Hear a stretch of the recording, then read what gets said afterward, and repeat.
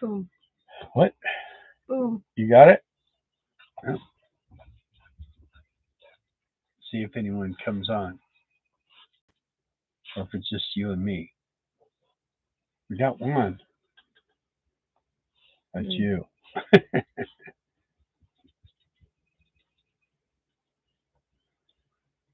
All right. We are. Oh, there's Dougie D. He's on there. Wow, Hey, Doug.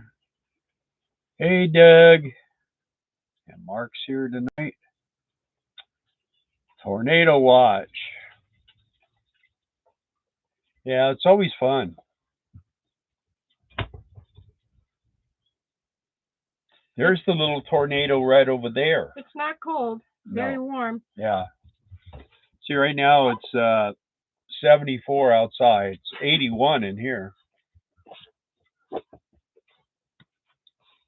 There's the little tornado. What have you been doing? He was running in the bedroom, making a mess. There's Cynthia, Mommy, Daddy. Hey, Simmy. And there's Makia. Hey, Makia. And Claudia. Hi, Claudia. Hi, Claudia. Hi, Ronnie. Wow, you guys are on it tonight. Awesome. Well, here we sit, another night, and the possibility of tornadoes and hail and hard rain and wind. We've been experiencing a lot of wind, huh? Yeah. Eldon's here. So, yeah. And this is supposed to go on for to Wednesday. Wednesday's going to be like the finale. So the thing about it is today we've had a little bit of sprinkling, and that's been it. Hail. Yeah, we had a little bit of hail. Really small though. I mean, you can pick it up and put it in your hand. It was pea size. It was like a pea. But I guess up north in Arkansas they've been getting almost 3-inch, so that would be pretty good size. So it's always concerning when you're outside, when your vehicle's parked outside. We've been in some pretty harsh hail before, though. And we probably have about 5 or 6 golf ball size dents in the roof because the roof is aluminum. And that's part of the reason why I put the protective coating on. I wanted to put another coat on, but the weather's been either too cold or raining or windy or whatever it is. Hi, John. Hey, Yanni. So, John, you're there. You're not getting anything up there. I hear you guys can see it going by, though. There's Karen. Hey, Karen. You're not getting chat. Why not? It's just my... You should get chat. I had to reload it. Yeah, so it's been warm. That's been nice. We got the motorcycles under the awning out there on the shed, and the trucks. The trucks underneath the other side awning. I gotta kill this on the shed. So yeah. Woo. John says it's been sunny and hot there all day. Yeah. Send it this way. I'm ready. I'm not ready for hot. I'm ready comfortable. I'm ready for comfortable. It's been pretty nice. It's Arkansas. You're not going to get comfortable. It's going to be fun. I know for a while it could be comfortable. So we've been doing that and picking up sticks.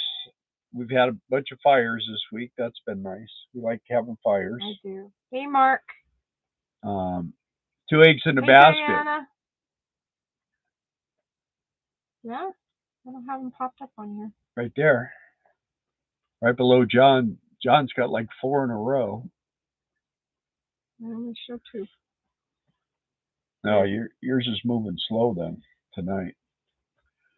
Hey, Jason and Amanda, long time no talk to. And I got one of these. Does anybody know what this is? Let's see who knows what this is. All right. That's your hint. Let's see who knows what that is. Anyway, we haven't really, other than eating a lot, we've been eating a lot of stuff. So John said an EpiPen. yeah. Oh, that's right. You guys did sell your RV awning. Yep. Yeah, we could have used that. And the people you sold it to, they're teenage kid, got a space cut because it was windy. There's Teresa. Sad. Hi, Teresa. Hi, Teresa. How's the leg? Mark wants to know. How's the leg? Well, 2 eggs said we're early. 7 o'clock. It's 7 o'clock Central Time. My leg is like this. It's getting a little bit better each day. It's not getting worse. It's getting better, but it's taking a long time. So Darla contacted a place today about physical therapy. Physical therapy, and maybe she can be in there when they do it so she can figure out how to do it. So I'm going to go do that. Because we got to get ready because, like, let's see, about 4 weeks from now, we'll be headed to Kentucky. Steve. Hi, Steve Moran. Hi, Steve. Moran. And Jackie. And Jackie. And John and Patty. And John and Patty. And egg number 1 and egg number 2. And Maddie is here. Maddie. Hi, Maddie. Yeah. Teresa. Oh, marker for whiteboard. Phil. Nope. Fresno? From Mackinac, Michigan. What do you think about the Airstream trailers? Do you want me to be honest, or do you want me to just kind of tell you what the industry says about them? Jackie B, hi. Jackie B. I believe that's the other half of Steve. Maria. Could be wrong. She wants to see this again. No one's figured out what this is, huh? Can you figure out what that is? Come on. Somebody's got to know what that is. You RVers should know what that is. Okay, be honest. All right, well, I think Airstream makes a really good trailer. They're high quality. They've got that aluminum skin. But I think for $70,000 to $90,000 for a trailer, you can get a lot more. That's my thought process. They are solid in quality and that sort of thing, and they're not super insulated. They're timeless. I mean, right? Yeah. Excuse me. Oh man, sorry about that. Dougie got it. Okay. Well, come collect your prize. Yeah. Your prize is a what are those oranges? Cara oranges. Cara orange. You guys get your hands on any of those, buy 2 bags. Steve McLean's here. They're so good. Thanks, Hi, Steve. He said bless you. Thank you. Yeah, so you got to get Cara orange. So what this is, this goes in your water heater. Yes, Steve. And this is aluminum. And what it does is all the electrolysis and all that stuff inside the hot water heater is attracted to this, and it doesn't eat the walls of your tank. And I'm a little overdue. Part of the way I know is because the water faucets are squeaking a little bit, but on the hot water side, and I think a lot of that is from the water in Arizona. So I've changed all the water filters, and this is the next thing to do. And I went and got this today. And then kind of flush out the water heater. I haven't done that in probably about 2 years, and it should be done every year. I used to do it every year. That just kind of got a little too lazy, and I need to quit being lazy, or it's going to start wiping stuff out. So I wouldn't say you're being lazy.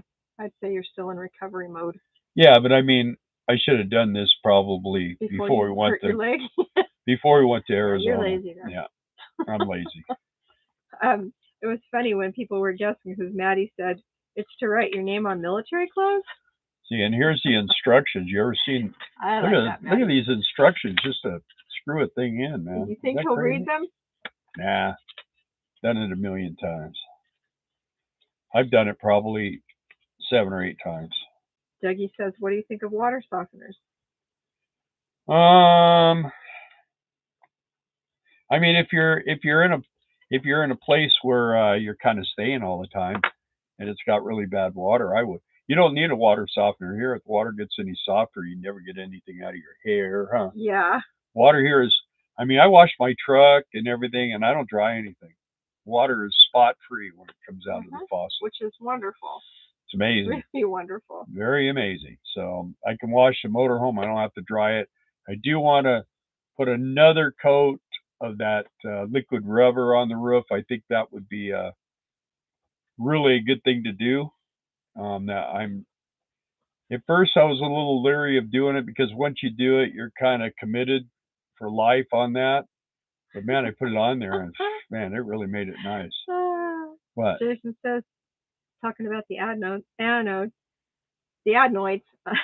Don't use one on an Atwood water heater. Ask me how I know. Yeah, the new ones, but mine's an old one. Mine is. How does Jason know? It's 20. You want to tell him how they know? How he knows? How? You want to tell them how Jason knows not to use it? What? Didn't you hear? I didn't hear. Jason, you want to share how you know?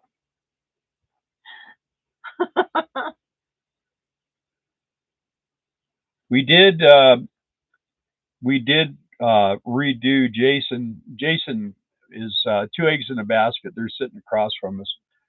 They're here looking for property in this area, and so he had a problem with when he hooked up to the city water, and if he left it hooked up, it would fill up his tank when it wasn't supposed to be filling his tank.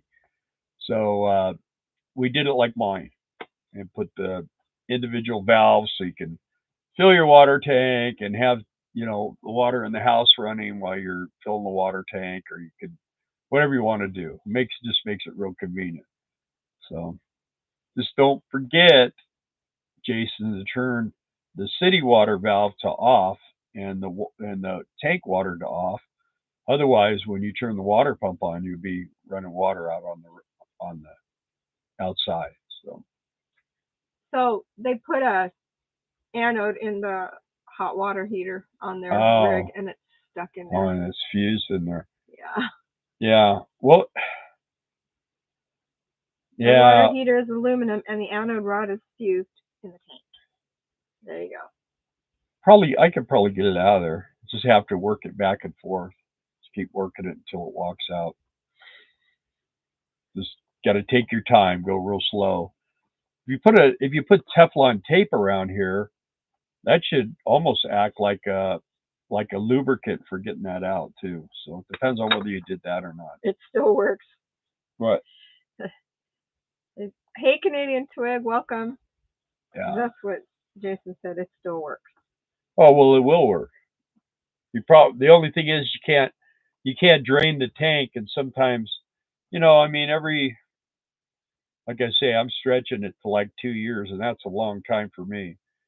So I had a guy come in, and he brought an anode rod, the longer ones, and it was about half. Oh yeah. Half the size of a pencil. Yeah, it looked like an old sparkler.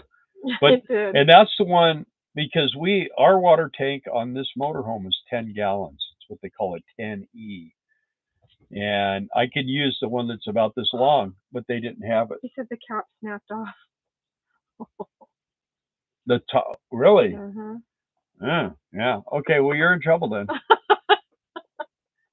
Yeah, that's why you got to work it back and forth. If you work it back and forth, it usually, once it starts loosening. Yeah, but now that the cap's broken off, what? You buy a new tank.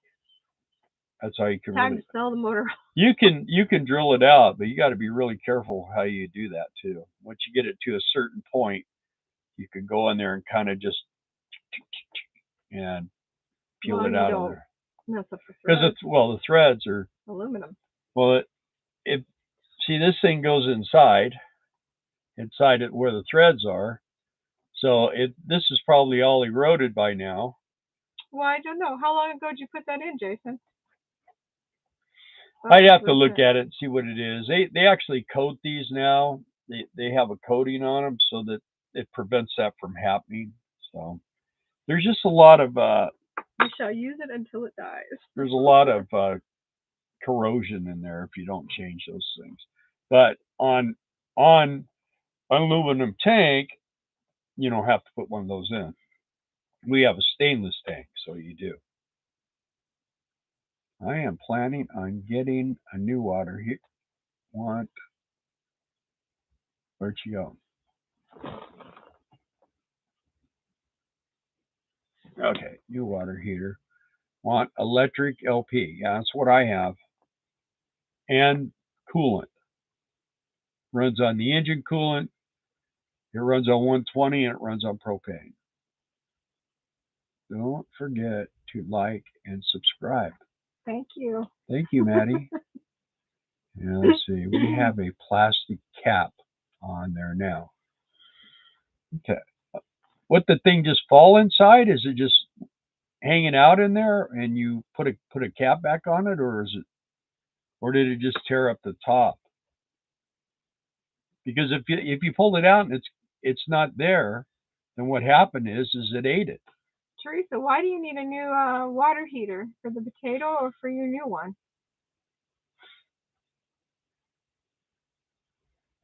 In case any of you don't know, Teresa has an old RV C-Class and a new one. So she calls the old one her potato. Yeah. Yeah, the old one, I got that water heater working, but some of the lines are leaking on it, so needed a little touch-up work. Want to upgrade, yeah. Okay. If you have enough room, get a 10-gallon, 10E. They're awesome. You don't run out of hot water. Well, I don't think Teresa runs out of hot water anyway. She's very conservative. Yeah, well, we're not. We shower long showers, yeah.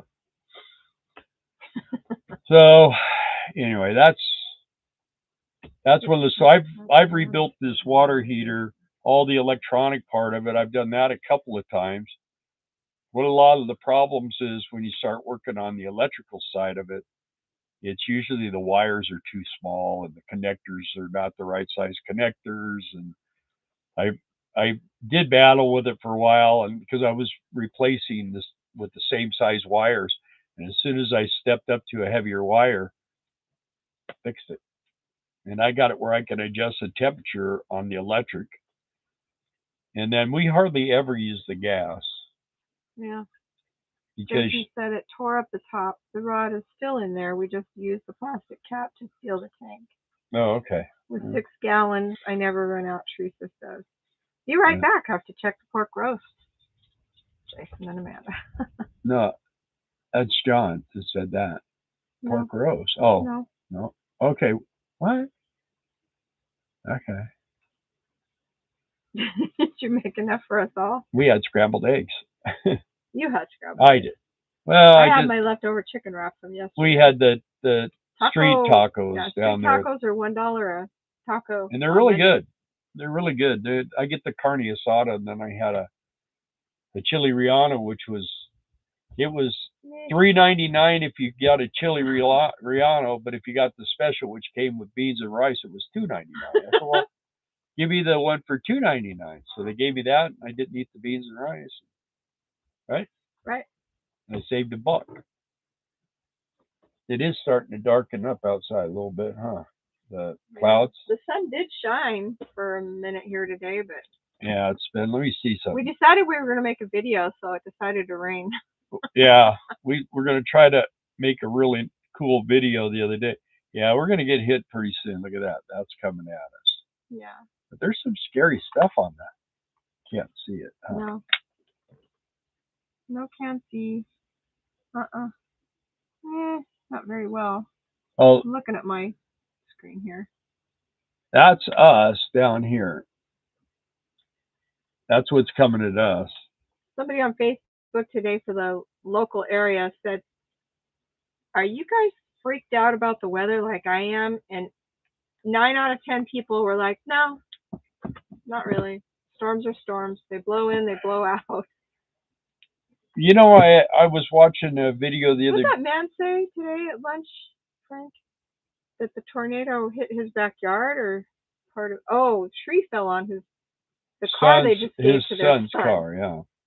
That was it. I was watching a video and it was about Michigan, and they had tornado warnings, and everybody said, "Oh, we don't get tornadoes up here." It was right by Canada or something, and yeah, we don't get it. We don't get it. And then pretty soon there were all these tornadoes, and I mean there was like 6 or 8 of them, Yeah. and they was tearing up the buildings and everything else, and kind of freaked everybody out. It's easy to get kind of lax about it. I mean, we've only been here a short time, and already I'm just like, because the people you listen to that are storm watchers or weather channels, they're on here all the time saying, take cover, get in an underground structure or a safe zone, or, if you're in a motorhome, get out of it and run and lay in a hole. Well, I mean, it's every single time the wind blows. I don't know. Well, we had some pretty hard winds. We did have that, but we haven't had tornado winds here. We've had the sirens blow like crazy. We've had that happen a couple of times here. By the way, is the camera still looking good? We still have a good picture here? The roast is good, 175 internal temps. Good to hear. Maddie says, I'm eating chicken pot pie, 75 cents at the grocery store. I hate cooking. Only have a kitchen because it came with the house. Yeah. Well, Teresa said she found a 1.5 pound roast yesterday for under $6, so she made a roast after splurging on a 6-quart crock pot. She's got room for it in her bigger RV. Yep. There you go. Yeah. Well, and I don't know about where you're at, but the price of fuel has come down around here, around $3.50 a gallon for gasoline, and diesel's around, what was it today? I didn't pay attention. I think it was like $4.20. Pay attention to what I don't need.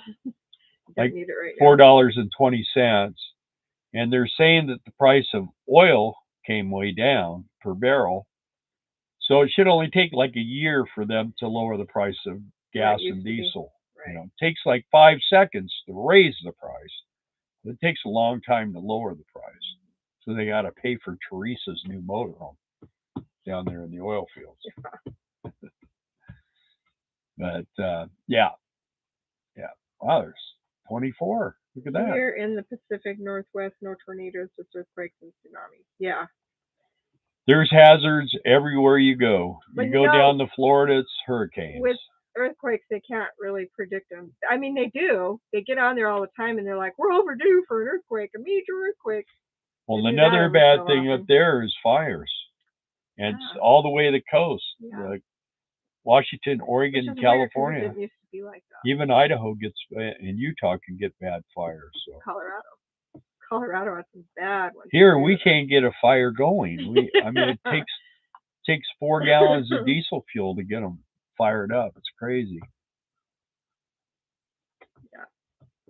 But that's our life. We're just hanging out. We're doing our time. Huh. Yeah. My radishes got drowned, it did. Yeah, they're under the motorhome again. And birds. You think birds ate a couple? Yeah, picked 2 of them out. I think that's what it was, because the green leaves are like the roots and everything were pulled out, and they were just sitting there. They probably went, man, that's spicy. I don't know. But all the rest are. How many did you count? 60? No. Yeah, it was like 60, I think. Yeah, it was a lot. Yeah. There's a lot in there. Loving your camera. Yeah, I guess it's working good. Thank you. Yeah. I asked if anyone, if it still looks good. I could see the picture that in my screen here, and it looks great, but you never know what it looks like on the other. I know, because I'm watching on my phone. Yeah. Does it look good? Yeah, it looks good. Yeah. Oh, okay. Pretty clear, huh? Yeah, pretty clear. It looks good. Looks really nice. We took a ride the other day, man. It was just What? Absolutely beautiful. We didn't have the cameras. Yeah, without So cameras. we decided, okay, well, we're gonna On go on Sunday, a ride Sunday and get up in the take morning, the same ride, and we'll go. video it, and then it rained. It was cloudy and sprinkly. Yeah. And yeah. And here we are today, and here we'll be tomorrow and Wednesday. I hope it looks like that when we go back, because it was really, really well. The water will be running again if we go like on Wednesday or Thursday. Some of those. Yeah, there's man, so much water. There was so much water the other day. Well, the first time we went, and we kind of went the wrong way.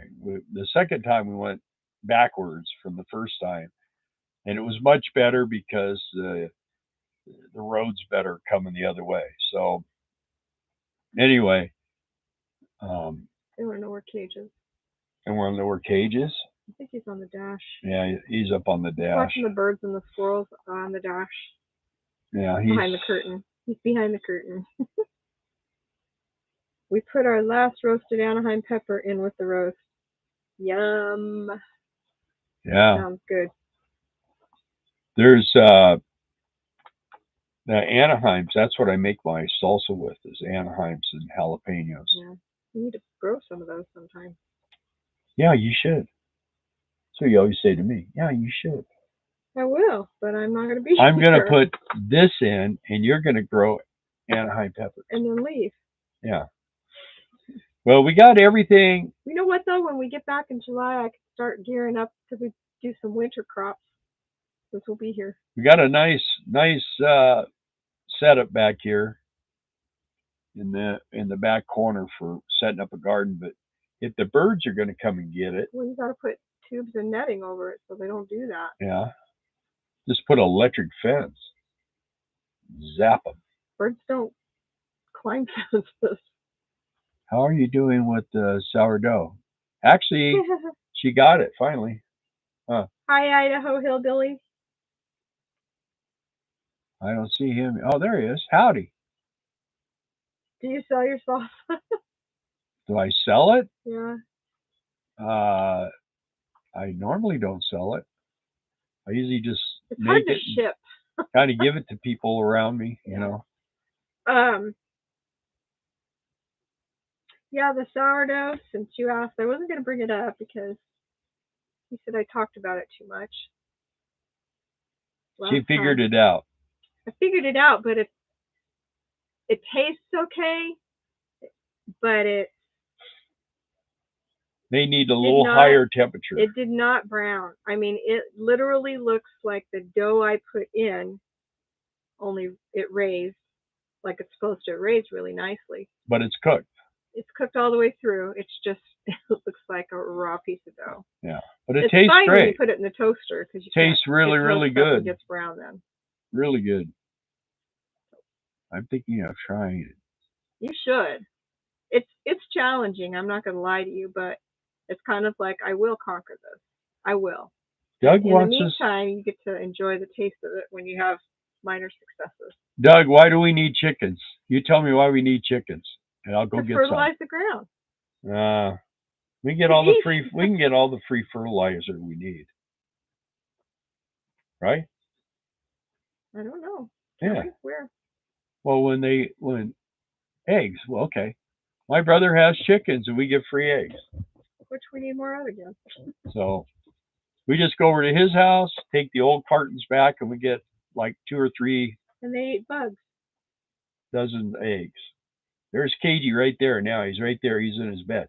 You want to come over here? Oh, everybody needs to show me their sourdough if they're going to make it. It'll be interesting. Well, you should show them yours, and then they'll show. Oh, they eat ticks.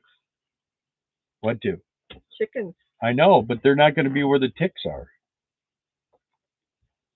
Yeah, they'll be everywhere. The lady next door, Patty the pit bull, she's gonna. I want to talk to her today. As soon as it stops raining, she's gonna come over and mow again. The grass has just gotten high, and he likes to get in that grass, and then he comes in, and then he snuggles up to us, and Darla got a tick on her arm. Okay, guys. There it is. Oh. Doesn't that look yummy? I mean, it could be more, bigger holes and stuff in it, so I've still got to work on that. But I mean, it's as wide as when I first put it in the oven. It smells like sourdough. It does. Very It strong. was going to be beautiful if it had browned up, but We'll just. he's eaten half of it, Yeah, so that's good. Well, you throw it in the toaster and it browns up. So, a chicken cage on wheels. Yeah, you roll it all over the yard, wherever. A chicken tractor. That's what they call them. Oh, keep it. Oh, what? Yeah.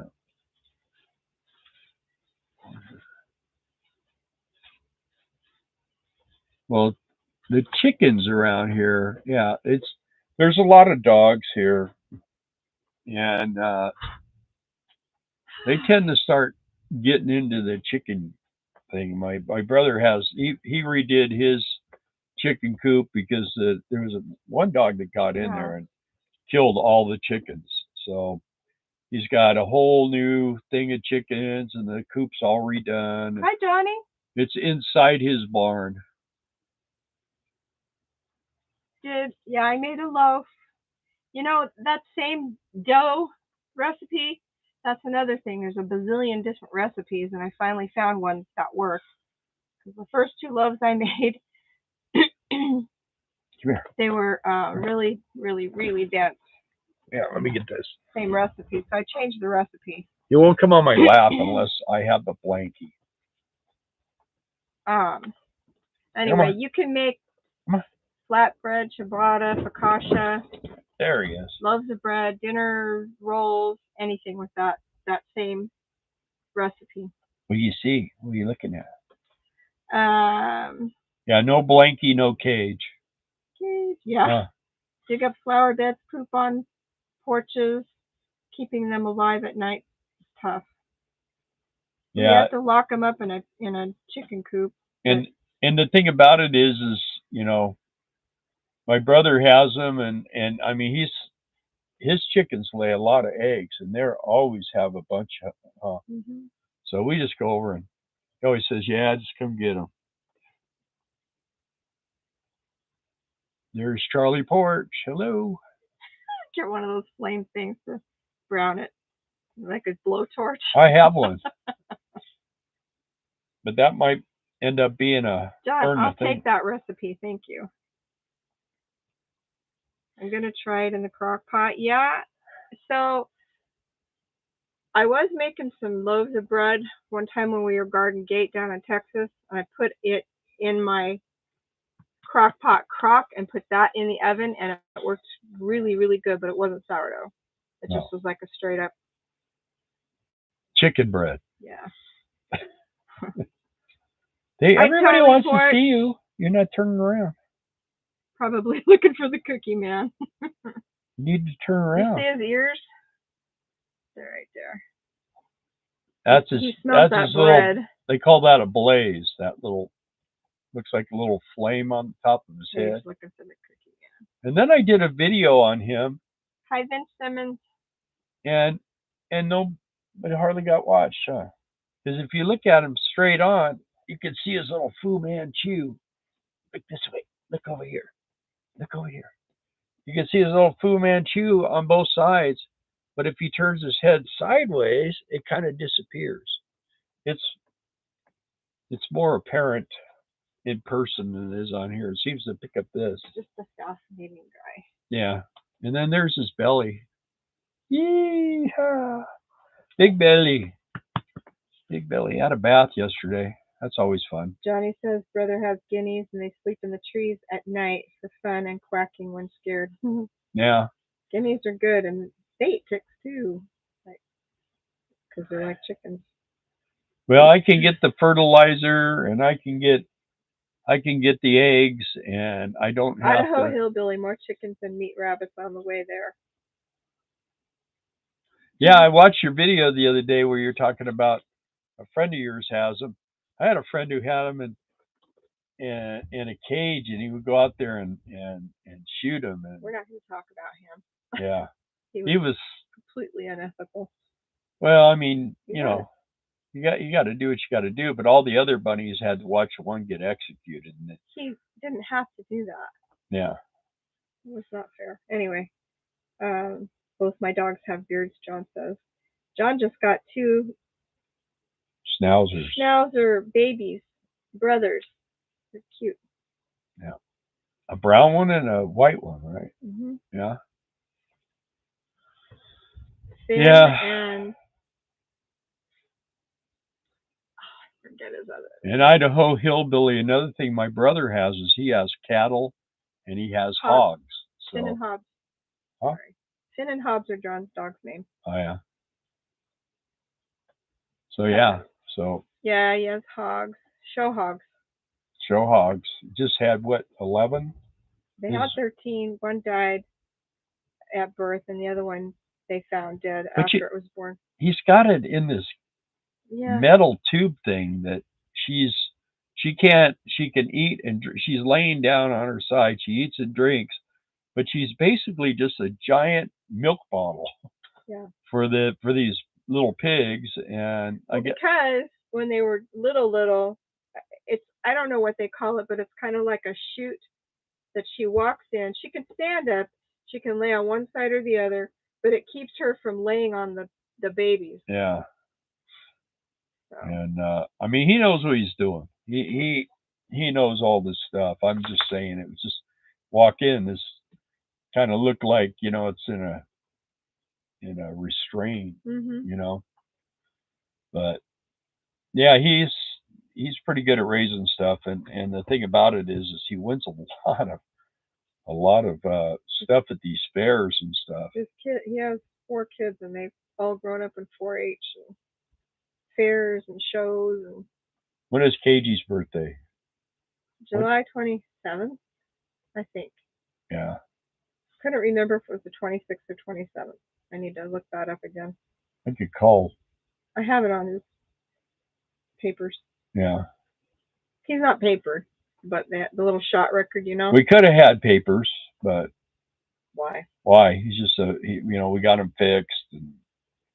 I don't want to breed that willfulness into another puppy. Yeah. He is a very, very, very strong-willed dog. He likes to call all the shots. Yeah, farming is tough if you get too close to animals. Even if you don't get close to them, it's kind of like hard to watch the whole farming process of them. I mean, because you know, it's like we are aware that, like, when we go to the market, that was a living thing, but we didn't have to witness its demise to feed us. That's a hard thing. It's a real thing. It's a fact of life. Well, my brother has some cows that are 16, 17 years old. He's had them. And what my brother calls it taking them to town when they're lame or when they can't. Well, the thing is what he does is the cows have babies every year, and if he'll let them skip a year, but he won't let them skip 2. But what kind of ends their career of producing, you know, steers and stuff, babies, is their teeth. When they can't chew enough grass, they can't produce enough milk, and then they have the calves are small. So, and my brother keeps them. I mean, he keeps them calves a long time, and most of the farmers around here will do it in such a way where when winter comes, the calves have to go, but my brother feeds them all winter long, and continues to bring, you know, and then he'll go through and he'll keep a bunch of the yearlings, the female yearlings, and he does Brangus. He does a lot of Brangus cows. He's got his original herd is all kinds of stuff, but he's getting more and more into the Brangus, and then he just, you know, he's got a process with the bulls and everything. He's got it all figured out. He's really, really good at what he does. There's no doubt about it. He knows what he's doing. Well, basically a return on investment, right? When you have livestock and you're paying to feed them, they need to be doing the job they're there to do for the farm, the ranch. And if they're not, they're a liability. I get that. It's just a living thing. That's what's hard about it. Yeah.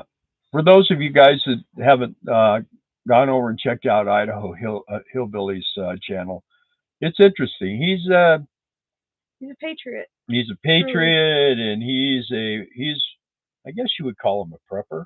I think he's more of a hoarder. I think he's just he's getting ready to plant a garden and stuff. So I guess he's a prepper, but for some reason that seems to be know what you're gonna need.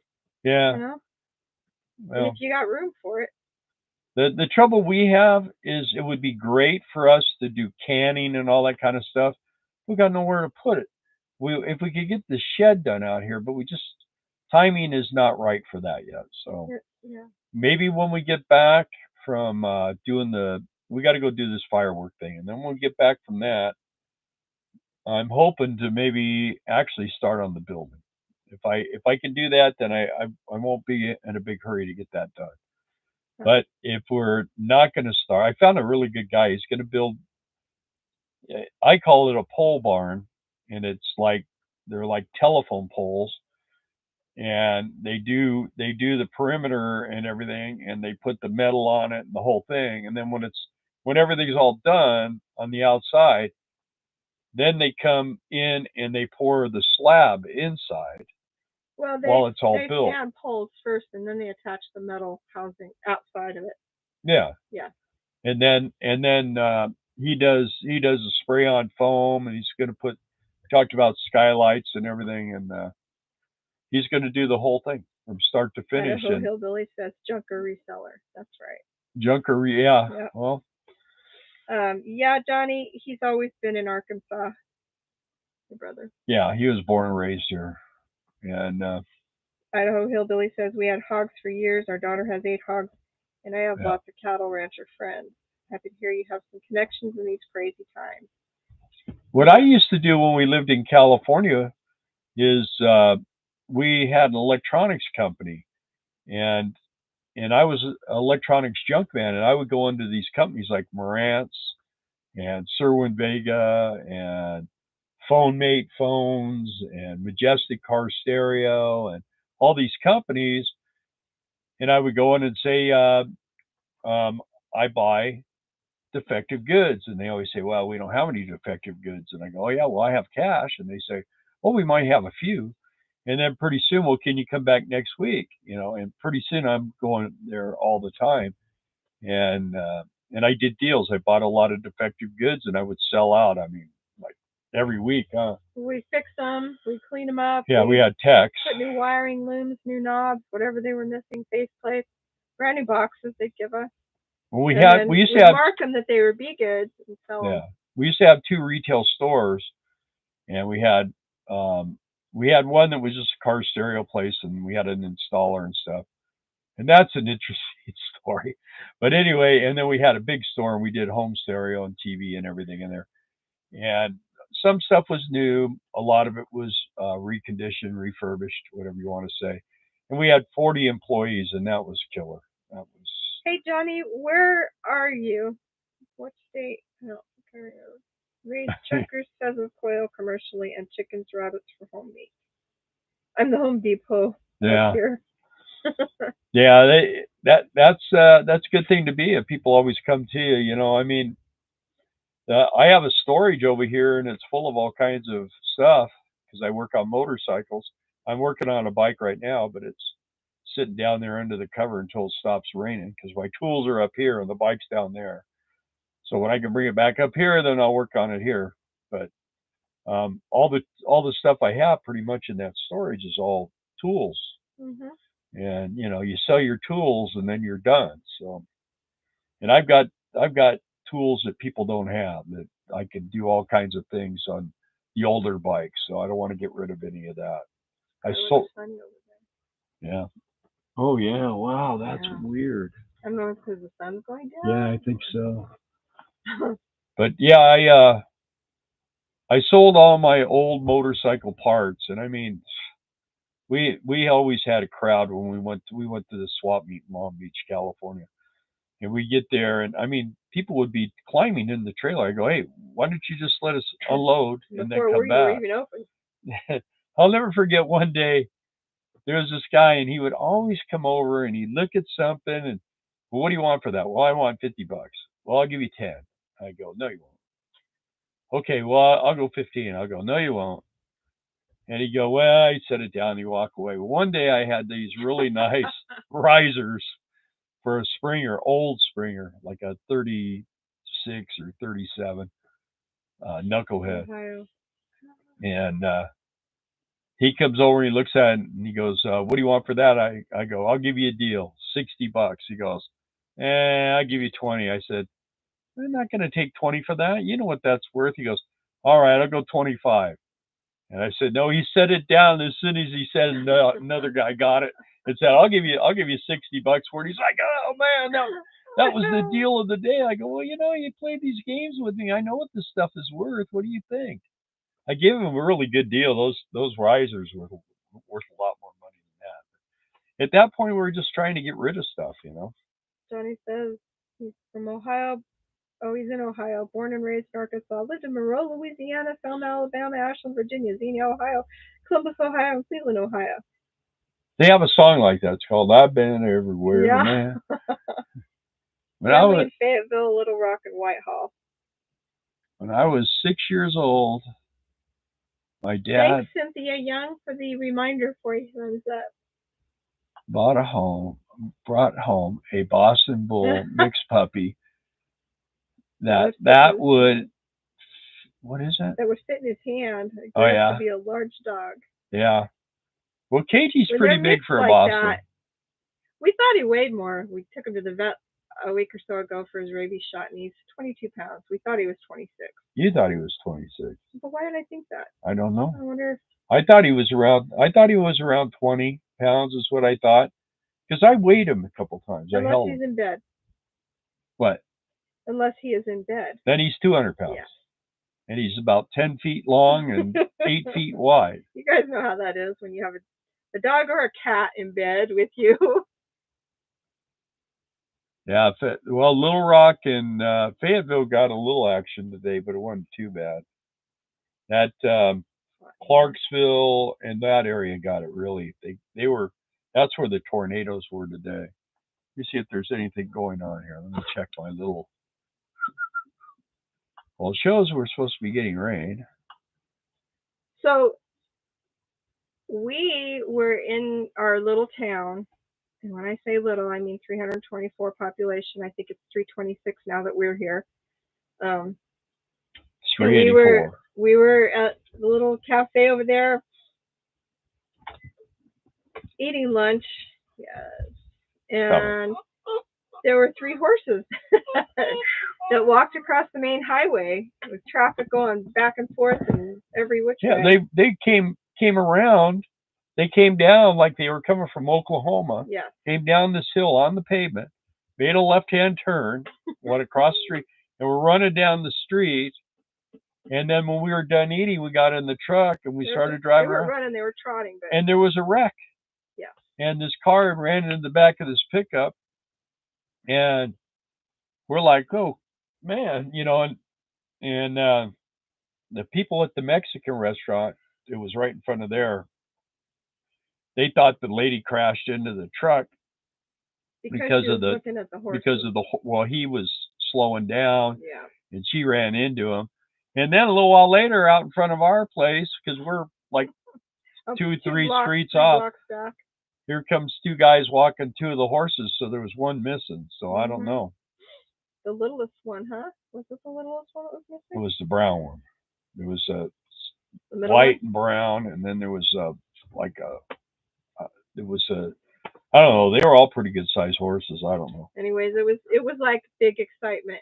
That lady's car was completely totaled, and she hit a white truck. The quarter panel hardly did anything to it.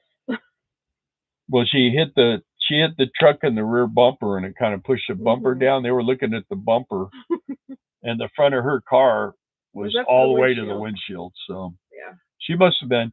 It's 35 miles an hour. She had Nobody to be doing 50. Just like out here in front of our street, I think it's 25. Nobody goes that. Yeah, I mean, if this was the pits, they would all be having to do extra laps, because, or they go through here too fast. Bubba was his name. He'd paw the fire out of a live, non-filtered cigarette butt and eat it. He was tough. Yeah, and then tornadoes. Johnny was asking about tornadoes. What town do you live in? Almost 10. Well, 10 is at 7. we live. I don't want to tell you exactly the town. Not. I mean, if you were coming here, I would tell you, but we live between Mena and DeQueens, and that's about. There's a 40-mile span in there where there's like 5 small towns. We live in one of those small towns. But if you ever come here, I will tell you exactly where we live. And we've had people coming, so it's kind of cool. It's just one of those things you don't want to put out for anybody and everybody. But if anybody wanted to come here, yeah, I mean, it's nothing. It's nothing against that. I wouldn't tell you. Right. The thing about it is I don't know who all's listening. I mean, the people on here I don't mind, but this thing, when we're done, sometimes we have 600 people watch the replay. So. And we don't know them all. And we've known people that do these videos, and people go and try to cause problems for them where they work and everything else. We don't need stalkers, exactly. Yeah, there's one on here. We have a stalker on here, Doug. Dougie, he's our professional stalker. 2 eggs and an Akron. Akron? Oh, yeah, I spelled that wrong. Yeah, Akron, but that's how it sounds. Laugh out loud. Yeah. Akron. That's where I went and got that little deal here. So I went to that RV place, man. He's got more stuff in there now than he's ever. This guy buys like big deals of stuff, and he had a great big box of these. What do they call these? It goes right. Anode. Anorods. Anode. Yeah. So he had a great big huge box of them. Must have had 50 of them in there. So, and the one kid that was working there knew nothing, and he was trying to sell me the wrong one. No, I think it's the bigger one. I said, no, it's a smaller one. He goes, well, I think it's the bigger one. And they had a thing up there where it's got the adapters and everything. I pulled it off the wall. And I said, oh, look at this. You use the Atwood's the smaller. You had to prove to him that it was the right one before you sold it to him. So anyway,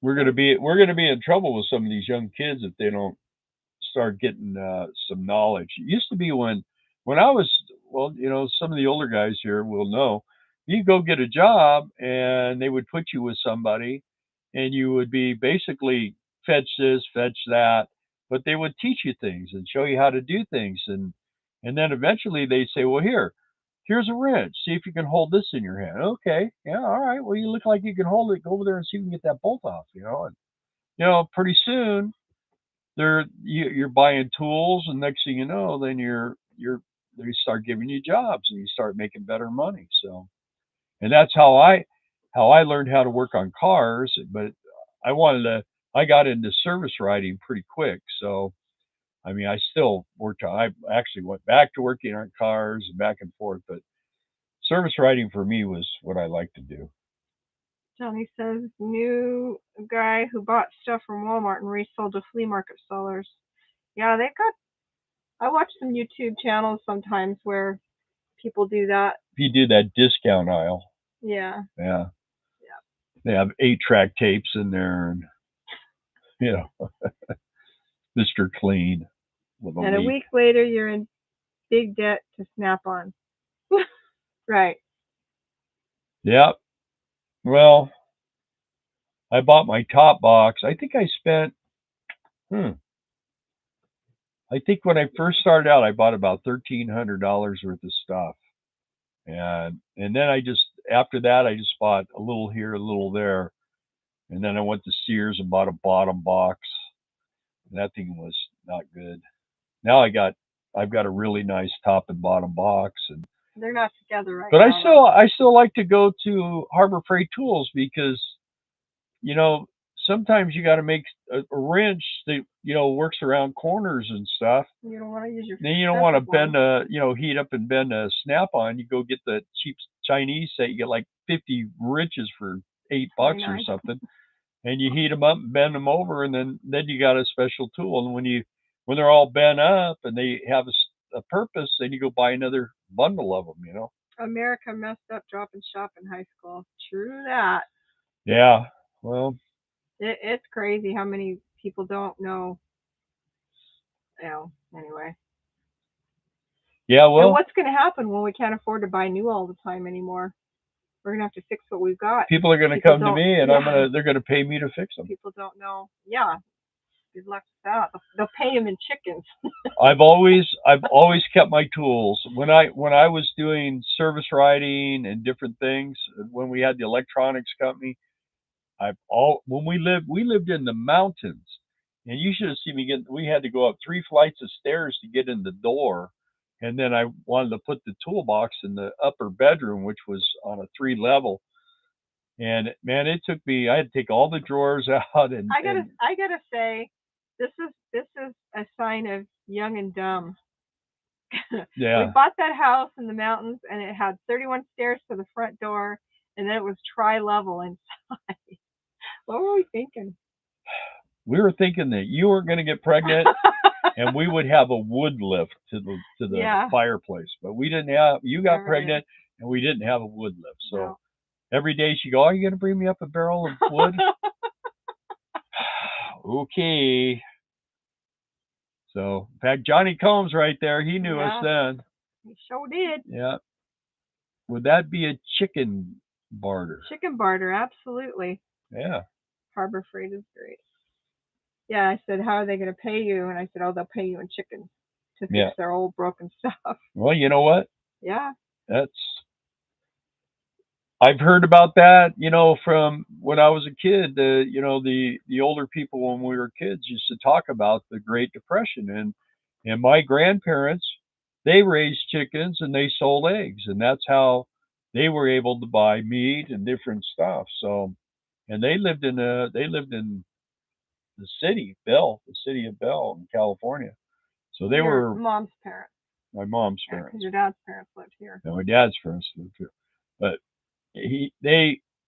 that's what they did. I mean, they raised chickens and they had a garden and everything else, and everybody during the Depression they put a garden in. Yeah, and in those days and during the World War II and all that stuff, I mean, people you couldn't get rubber. There was a lot of things you couldn't get. Yeah, couldn't get casings.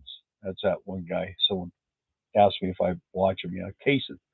Anyway, you couldn't get tires. There's a lot of things you couldn't get, and we went into Kingman, Arizona, and went to the Hotel Beale, and it's a really it's from the 1800s, and this lady had bought it, and there was a bunch of us on our motorcycles. We were doing the Laughlin River run, and we rode over and we went in the bar and we were having a few drinks, and this lady started talking to us, and she was the owner, and we were saying, man, this is a really cool hotel. And she goes, well, you want to see something really cool? I said, sure.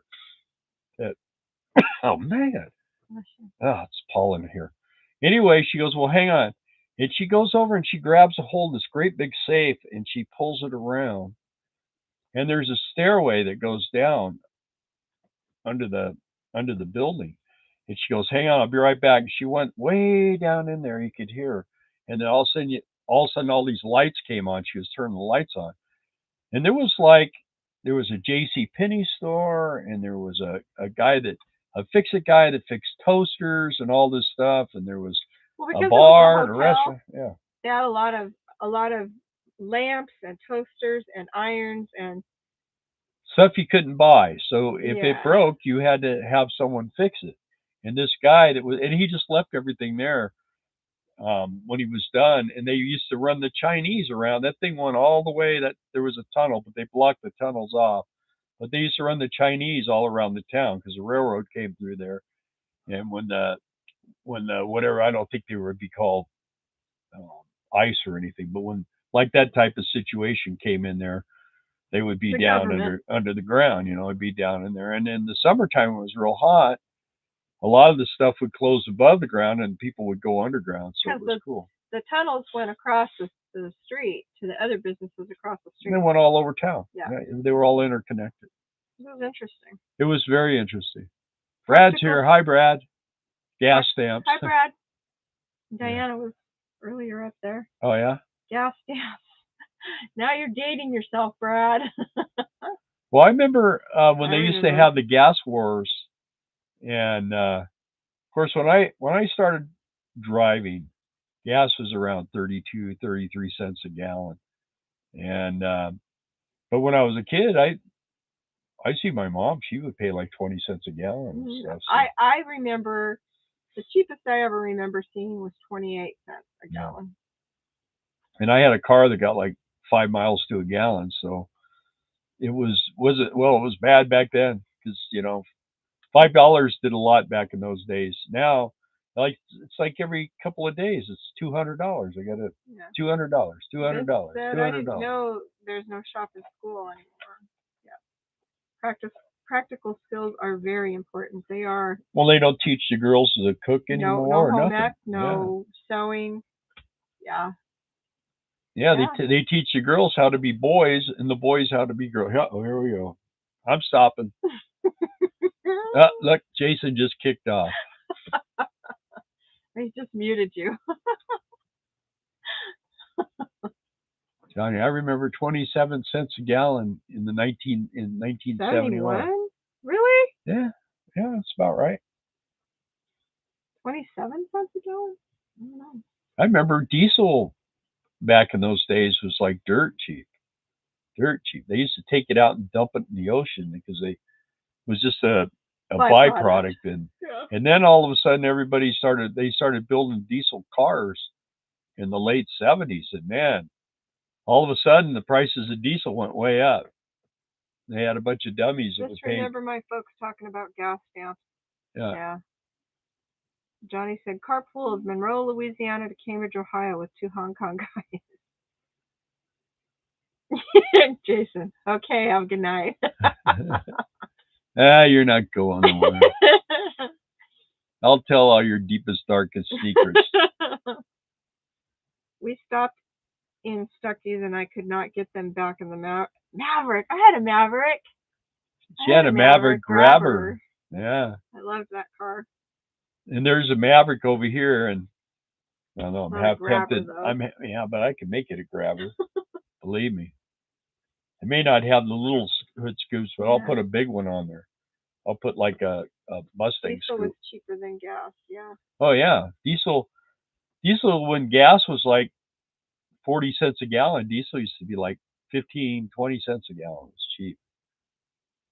And if you went down to Mexico, I worked at Oldsmobile in 1979, and that's when all those gas-powered diesel engines where they converted them they were just grenading all over the place.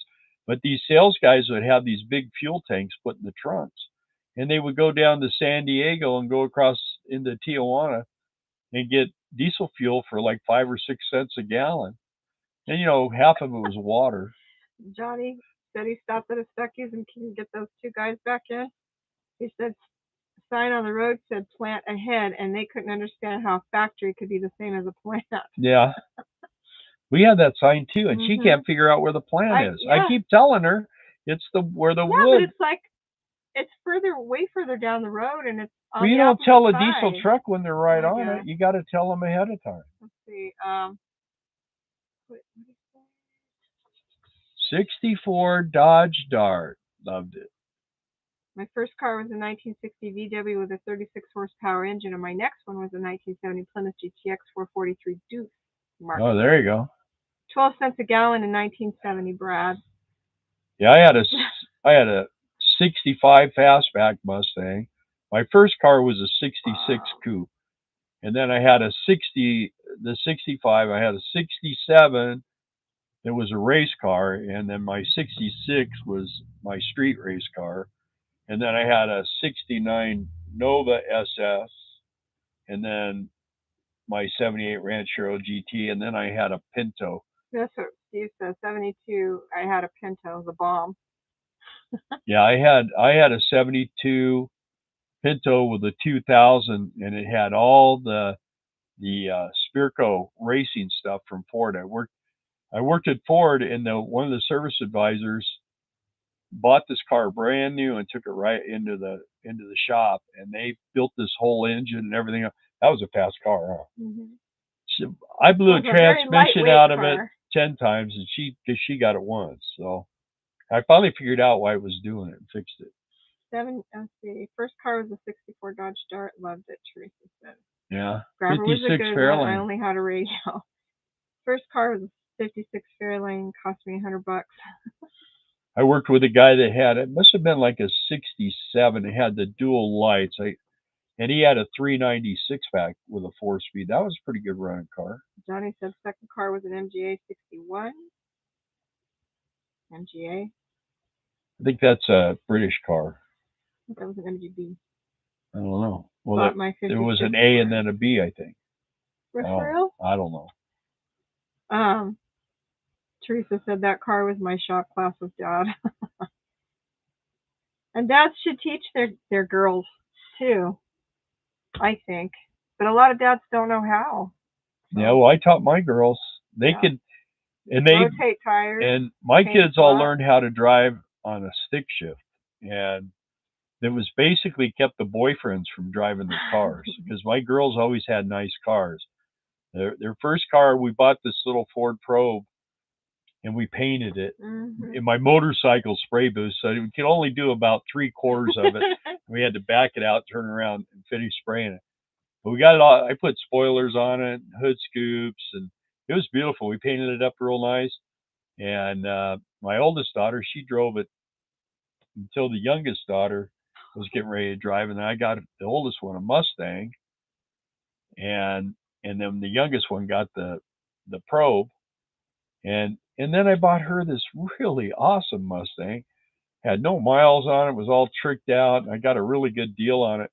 And she wanted to keep the Probe. I go, no, you have to. You're going down the hill to go to school. Yeah. You got to have a car that doesn't, because that Probe had over 100,000 miles on it.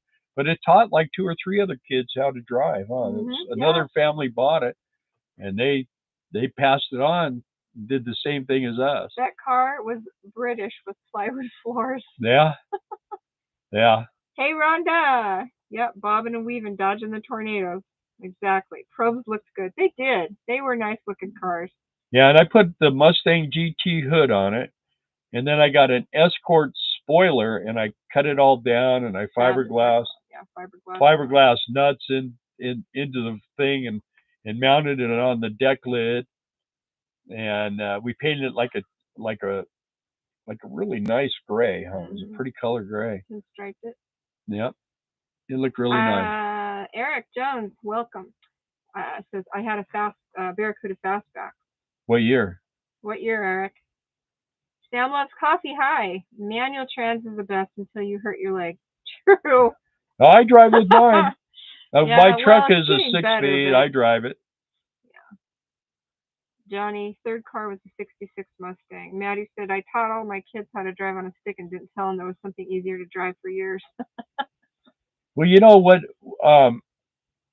When my girls, they were buying stick shifts till they started having kids, and then that was the end. Teresa, I learned stick on the tree. Yeah, 3 on the tree. Yeah, 3 on the tree in a 1955 Chevy pickup with 5 windows. Yeah, really? Mm-hmm. Is that what she said? No, me. Oh, yeah, you did, yeah. I love that truck. I'd love to have that truck today. There's one sitting down. Did you see it? I have not seen it. I mean, it's patinaed. So we wouldn't have to paint it. If we had it, it wouldn't be patina. I'm not a patina fan.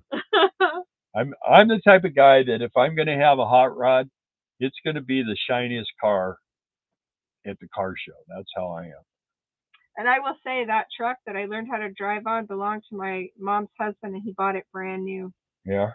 Was it 40? What year is it? It was 55. I thought it was that rounded one. Those are like 49.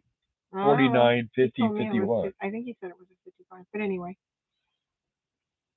64. Eric says Barracuda. Oh, okay. In 1970, I bought a 67 Mercedes diesel that would not get out of its own way, but was cheap to rent. I drove it from Central Florida to Monterey, Mexico, and back for $40. Yeah. Well, Oh man. those old rabbits, man, them things really got great mileage too. Yanni says his first was a VW bus 57. He thinks cool. Manual is a new anti-theft device. Yeah, but Yeah. they get in and they don't know how to drive them. So Yeah. everything's pretty much an automatic anymore, unless you. I don't know if they make. Well, they probably make the diesel Dodges with a manual. I don't know. Maddie said her 68 convertible Mustang in 78. She loved it. She had a 68 convertible Mustang in 78. She loved it, but it left her stranded many times, and she can't remember what happened to it. She Wow. probably got stranded and just walked away from it one day and said, "That's enough. I've had enough of you." Well, my 66, I had a race motor and I had Smokey Joe. And I'd run my race motor for 3 weeks or a month, and then I'd pull it out, put Smokey in, and that's what I drove to work and stuff. John says his Jeep is a 6-speed. What year is your Jeep, John? I forget. Well, our Jeep was the Sahara was a 6-speed. Yeah. I bought my RV this weekend. Rise Above, hi. A 2005 Class C with 15,000 miles. What year? Congratulations. Yeah. John says his Jeep Oh, is 2006. Hi. Rise Above. Yeah. What year's your Class C and what brand and stuff? My current car, standard, and I actually don't like automatic. Yeah, you know what? I love driving a stick. 2005 Mini Winnie. Woo-hoo. Wow, that's Pretty no good. miles for that. Yeah. I mean that That is thing's good. yeah, it's 17 years old. Yeah. Congratulations, John's Jeep has 21,700. Yeah, my truck has almost It 160. started over, so Almost 160,000 with almost 10,000 on the new motor. yeah. And clutch. I had the original clutch in it. Never changed the clutch. And the bad thing about those stupid Dodges is they put those little cage roller bearings in for the back of the crankshaft for the main shaft on the transmission. And those things, the bearings all go away and it just chews up the end. So I went and found a bushing, and it was not the right size, but I have a little lathe, and I used for making wheel spacers and stuff for motorcycles. And I went in there and I machined the inside and the outside, and I got it where, and it was a little bit longer, so it caught where it wasn't destroyed. Gee, man, it works a lot better, huh? And that's why people need to know how to fix. Yeah, and you don't sell your tools. Because as little as I use that lathe, when I need it, it's right there. So. All right, so Rise Above, I guess we'll see you in Quartzsite next year. I checked the roof closely. So, and what you want to use on that roof is you're going to want to use Dicor. That's what you're going to want to use. Yeah, to maintain it. Yeah. And get you, now that you have it too, it's probably a rubber roof, get you some of that Eternal Bond. That's a good thing to have. Teresa, 126,000 original everything in her car so far. Should not see cracks or able to raise a Yeah. Yeah, well, you know, you should. Oh no. There's a kit that you buy, and it's a cleaner and a conditioner for rubber roofs. And you guys with rubber roofs, you should be using that every year. You should go up there and scrub it real good. And it, depending on how big, you probably wouldn't believe this. We have a train. Anyway, you should do it every year. And if you have a short motorhome, might do it 2 or 3 times. If you have a really big one, it'll probably do it twice. So, Dicor is the type of sealer on the flat parts, you yeah. use self-leveling, and then when you're working on the sides, you use just the regular. Because the self-leveling is thinner and it runs down. It finds the lowest spot and it runs down to it. Yeah. You don't want that when you're faulting on the side. So no self-leveling on the side. You know what, Dragon Man? Yeah, that's that's a long time ago, man. That guy used to do training videos. Um, he's like from New York or somewhere. Yeah, he's a pretty interesting guy. I mean, you watch his videos and they kind of give you the basics on how to take it apart and put it back together, but doesn't really teach you a lot of stuff. But he's pretty interesting. I enjoyed watching his stuff. Johnny's right. You shouldn't be able to raise any edge of the caulking. Yeah. And sewer vents leak and you don't realize it. So check that too. Yeah, that Dragon Man. I don't think he's alive anymore. He was I don't know. He was probably in his 40s or 50s when I was in my 30s. You know. Oh yeah, but the videos are still out there, huh? Yeah, I'm sure his videos. Well, you used to have to buy his videos. Oh. When I bought a couple of his videos, and I bought one on the 4-speed transmission, and I think that's the only one I got. I got on the 4-speed, and I watched him, and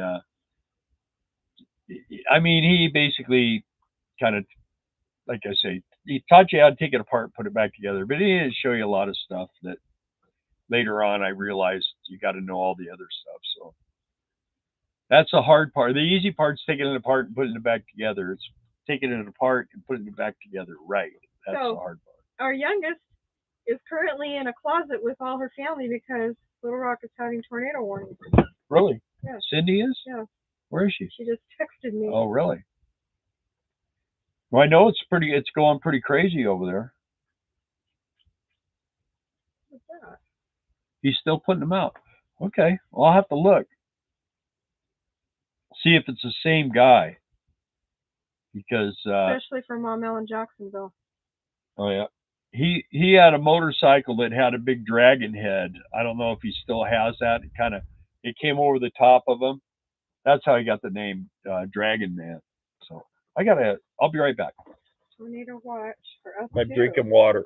Oh yeah, we're in tornado. Yeah, we've been in tornado watch since this afternoon. I told you that when I walked out there. Yeah.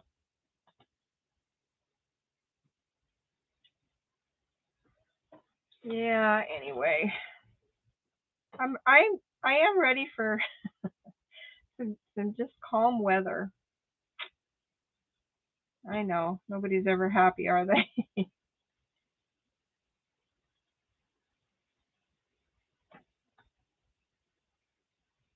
Below Little Rock, less tornadoes. Yeah.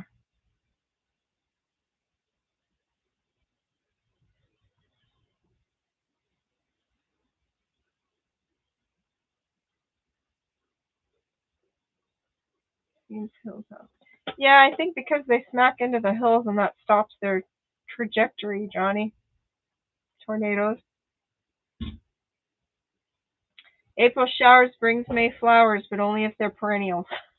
Because we haven't had any chance to plant anything except radishes. And they're under the motorhome right now in a box.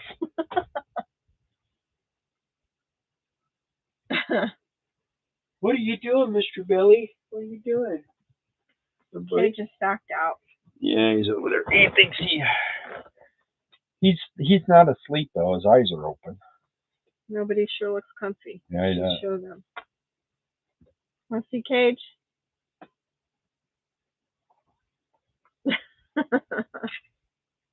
That's him laying there. Yeah, tornado warning right now. Yeah, it's till 11 o'clock. Look. Well, it's already past them. That's what the that's Jonesboro, the big That's what Cindy said. And Mom L. We're getting a weather update. Yeah, see, we're just in the green, which is fine because all that is rain, which is nice. But look what's right above us. That's headed to Little Rock. No. Yeah. That's not headed to Little Rock. Yeah, it is. Oh, look what's headed to us. Ruh-roh. I'm going to sleep. Saying my prayers, going to sleep, and I'm saying that's your all I prayers can too. do. That's all I can do. Well, one thing about here is this is what they call the hill country. Right, and just like Doesn't mean that they don't hit here. It just means that a lot of times they don't do too much. So AZ Expert has good videos on RV roof maintenance. Yeah, Bill watches that a lot. yeah, he just bought a Beaver Patriot Thunder 455. He claims that's the best motorhome ever. Dog. What? Yeah. That's what Vince said. That's called a non-working dog. What his idea of working is go outside to go pee so he can come in and get a treat. Yeah. And there's his ears. What? What did you say? Yeah. Yeah, Johnny said seems the hills have less tornadoes, and we're on a hill. Not much of one, but it is a hill. This whole area around here is up and down. When we're driving, it's all pretty much up and down. Johnny says, wonder what he paid. Does Cat still work on RVs? I don't think so. Well, you have to find an independent guy that will work on a Cat. Sometimes. Some of the thing with it is a lot of the places that work on Cats don't want to work on motorhomes. And the one that he has, you got to tear the bathroom out of that thing to get to the motor. So, I mean, it's a pain in the butt for us to move stuff around and and get under the bed, and the engine's like. In other news, Class A living. Oh. Does anyone want to know about Class A living, or has anybody else watched them? And Two Eggs said the weather radio doesn't blare tonight, hoping. Oh, we'll probably get the alarm. Or see his neighbors to see the Cookie Man. So, hi, Taylor Rose. What do you want to know? She wants to know. Do you see her up there anywhere? No? Do we know if Taylor Rose is a guy or a girl? What do you identify? Sorry. About Class A living. Taylor Rose. Oh, you want to know? But do tell us. Are you a guy or a girl? Are you what's your pronoun? Woman, thank you very much. Okay. Well, at least you know. That's a good thing. You couldn't be on the Supreme Court. Anyway, so I checked it out and thought, what an idiot. Who said that? Who said that? Oh yeah. Johnny said that. He went, okay, he's taking everything out of that motorhome. And he drives and he puts a camera in the back and you can see the walls going like this. He took all the interior out of it, so there's no support for anything. So he went and bought like $3,000 worth of steel. And every time he does a video, I put, go get the bus the guy's going to give you. And you can move right. You can throw a sleeping bag on it. You got a place to stay. He has a guy who's going to give him a free bus. A diesel pusher bus that runs and drives. But he doesn't want to go to, I think it's Iowa, where he has to go to get it. And he goes, well, I don't want to go there. And it only gets 7 miles to a gallon. Well, yeah, but you know, the thing about it is he don't go that far. So, I mean, he never leaves Washington. That's the thing. I kind of wonder. He's a 2-state full-timer. If he's like on some kind of, I know he's probably on assistance because I don't think he's not all there. I'm not going to say I don't think he's not all there. And so maybe they won't let him leave state. I don't know. Well, he goes back and forth from Washington to Oregon, but maybe he has a radius. So he went and bought all this steel, and it was like 1,400 pounds worth of steel. And he's like, well, you know, the old Patches is doing just fine with all this steel in here. But the thing about it, he's going to make he's going to make half of it a steel-bodied motorhome, steel frame, steel siding. He got sheets of steel. Where is he? Washington? Yeah, Washington and Oregon. I think where that ranch is or whatever he stays on is in Oregon, and he's from Washington. But if I mean, he could get on a bus, and for $100, he could get back there and drive that thing out and park it, and he would have and then he'd have old patches to go run and fetch stuff. But now he's bought all this stuff. And the thing is he did a survey. He wanted to know what everyone thought, and everyone said, "Go get the bus." And he says, "Well, I don't want to do that, so I'm going to do this." Well, wait till the problem with it is people have been giving him money to do things, and when he asks, when you ask him, "What do you think I should do with this money you're giving me?" and you tell me, "Well, you should go get that bus," then you don't go and buy steel. When I mean, it was like overwhelming. Everybody said to go get that bus. But he can still do what he wants. I mean, it's his decision. Well, I know he can. Well, he can actually do what he wants.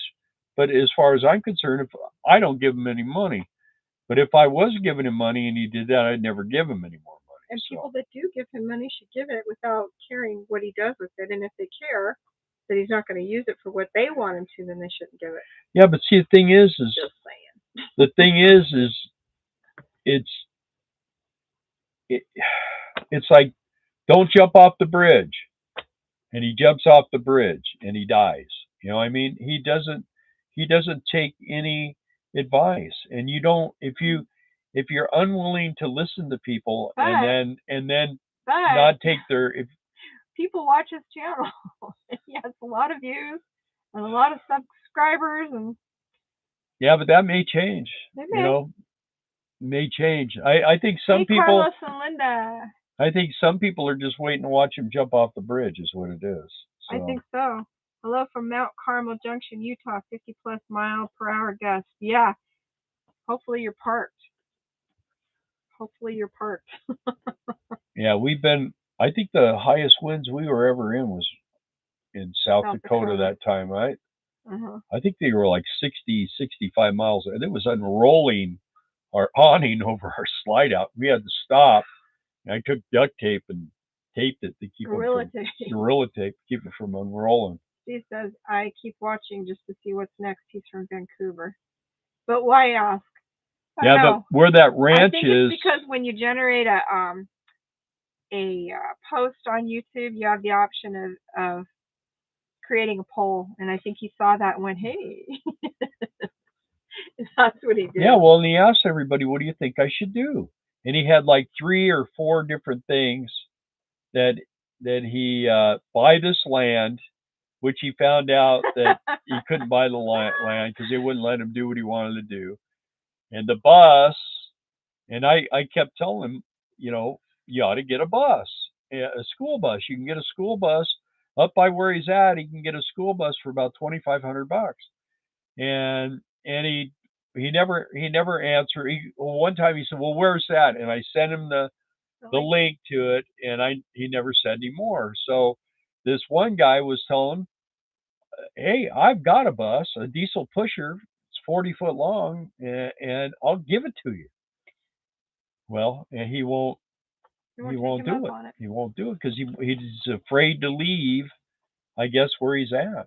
It's the only thing I can think of. You told us 2 good ones, Klaus A. and the guy living in the tiny house with wife always inside, him walking around outside with chickens, and his well in southern Missouri, the chicken whisperer. Yeah. That's what we call him. Yeah, he's little house off grid or something like that. Rise Above says he seems very electronically gifted. Like I know he knows the workings of electrical and stuff, but aesthetically pleasing to look at, no.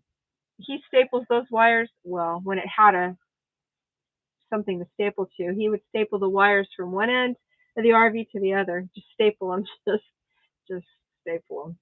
He's all about the wiring. Yeah, he's you know what? He doesn't.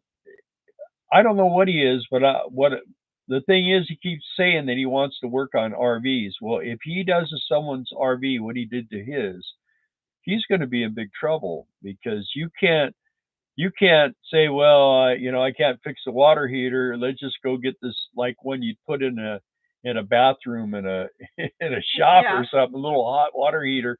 Everything in there is plug-in. I mean, he didn't fix the People refrigerator. like He got watching a him one. because Yeah, he's just they are looking for him to grenade, and he's completely unconventional. He's not your normal run of the mill RV guy. He's just it's kind of a peek into the mind of And the thing is Nathan. he doesn't know about a switch box, Is so that his he's name? got to go and he's got to flip all these levers, and if he doesn't get it right, then his batteries go dead, or he's.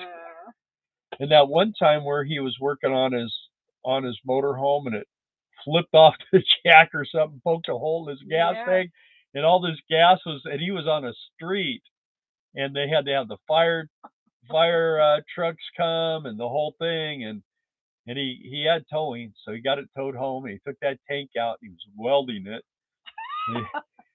And usually if you're going to weld something like that, you got to make sure you get all those fumes out. And he's like, well, I can't suggest to everybody to do this. I'm thinking, I don't know if I'd do it, But Oh, hi Trey. Trey and Wendy. Hope yeah. you guys are doing good. Rise above. If he makes that flatbed RV, I wonder if he'll even be able to get it registered. Would it be street legal? And Johnny says acting for YouTube. He's a good actor if it's acting. Well, that thing, when he gets all done with it, it's going to weigh 10,000 pounds more than it ever did. Maybe he doesn't want to change his channel name if he gets a bus. Class A pickup. Oh, if he gets a bus. Yeah. Well, it still would be somewhat, yeah.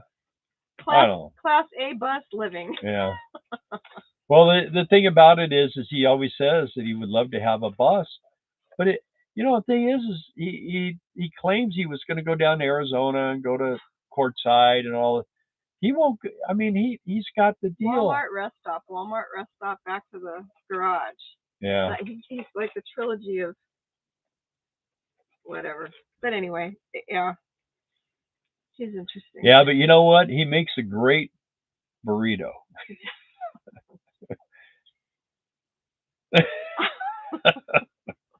I know we're laughing at his expense. Someone probably watches us and laughs too. But look how many subscribers he's gotten because we talk about his channel. I don't think he gets them all from us. I think he's got about 20,000 subscribers. Almost like this one kid in Wisconsin trying to check the propane tanks for leaks with a lighter. Right. That's right, Jason. Do you remember that? Which one? There was that one kid in Wisconsin, and he tried to check. I think, yeah. Where was this? Oh. Yes, Wisconsin. Oh, okay. He used a lighter to check the propane tank. That's a one-time thing. Yeah, you don't put propane fires out really easily. Waiting out the windstorms in Lee's Ferry, Arizona. That's like the guy who jumps out of the airplane and he pulls his parachute and nothing happens. So he's reaching around and he finds his auxiliary chute and he pulls that and nothing happens, and he's heading for the ground, and all of a sudden he sees this guy coming up the other way. He yells at him. He says, "Hey, you know anything about parachutes?" He says, "No. You know anything about barbecues?" She laughed. That's an old joke. It's still funny. It's clean.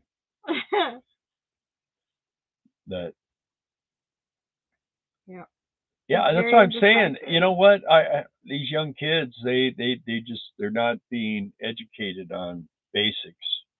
They could sit around and pound on a computer, but they'll make great senators. What happens when all the propellers come off all the wind generators and there's no electricity? What are they going to do? They won't know how to fix them. Just make new ones. He's getting the last laugh. He's got 27K people watching and yelling, "No, don't do it." Yeah. That could be a horror movie. True. I ran a call where a guy tried to suck gas out of a car with a shot down. I shouldn't tell people this. I won't. They'll think I'm crazy. He's getting, yeah. It's a groaner. What the kids aren't being taught is critical thinking. Yeah. Well, they're just not. They're not learning common sense. You know, it's one of those things. Well, my car had a horrible oil leak, and all of a sudden one day it just quit leaking. Time to buy a new car. Yeah, the motor You can quit get too. one It now. seized up, but You can get one now. yeah, buying cars is a hard thing to do. Yeah. You're getting too much for them. Hey, do you remember that apartment complex we managed? Or in Hesperia? It's John Combs. Yeah, I do. Where you and Patty live. Yeah. Over on, Yeah. yes. Yes.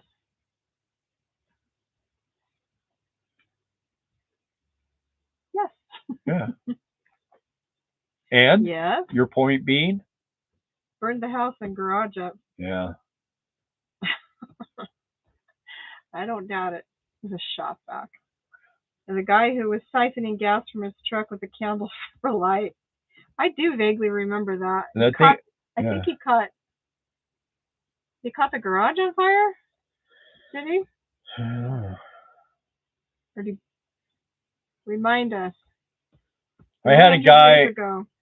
Here's a horrible story. I had a guy I worked with, and his dad built V8 trikes, and he was a parts manager at the Ford dealer, and they put this Cobra Jet 289 Cobra Jet motor in there, and they were screwing around with it, and his dad started it up, and he revved it, and what had happened is they had disconnected the shifter linkage, and it was in drive, and he went right through the garage in it.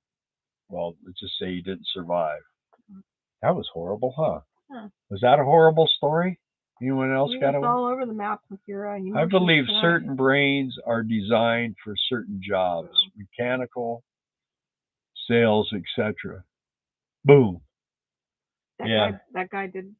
But did he catch the garage on fire, or I don't remember. I know it was scary. I remember when the guy by us decided he wanted to commit suicide. Oh yeah. So he turned all the gas on in the house, and nothing happened. He didn't die. He laid down to die, and he didn't die. He didn't die. So he went out, sat down on the front porch, and lit a cigarette, and called boom. And our windows in our house, I thought they were coming out. And it was almost a mile away from our house. My son and I jumped in the truck that we had at the time, and we zipped down. I thought an airplane crashed, and this house is just flaming, man. And he was laying out on the front yard, and he was kind of smoking a little bit. And this lady came over with blankets and stuff, and they lived across the street. And their house, the whole roof lifted up, moved back like 2 or 3 feet. Yeah. And all their windows were gone. And she's like, "What happened?" He said, "Oh, I tried to kill myself, and it just didn't work." And she took that blanket back and said, "Well, here, maybe you'll die of freezing." And left. Shocked too. Yeah, she left it. She was mad, man. Destroyed their house. High schools went to heck when they stopped teaching shop. I lived in auto shop in high school. Only reason I went. And he was renting that house and blew it up. John says, "Yeah, I remember that one." And Steve, I remember that. The dude lived. Yeah, he lived. He was smoking. That's what Steve said. Yeah. Wow. There were puppies and the mama in the house that died. Yes. Yeah. Puppies. Yep. Yeah, the doggies. Sad. The doggies died, and it was a rental.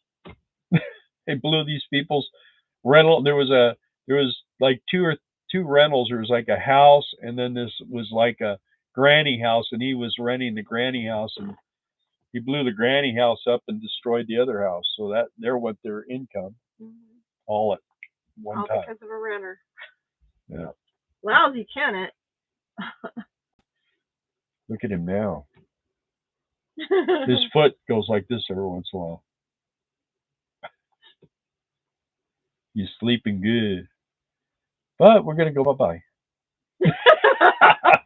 Eyes and ears. Yeah, he's wide awake. There's certain words that you say to him, and Trigger word. they're triggers. He's right on it. Let's see. What up?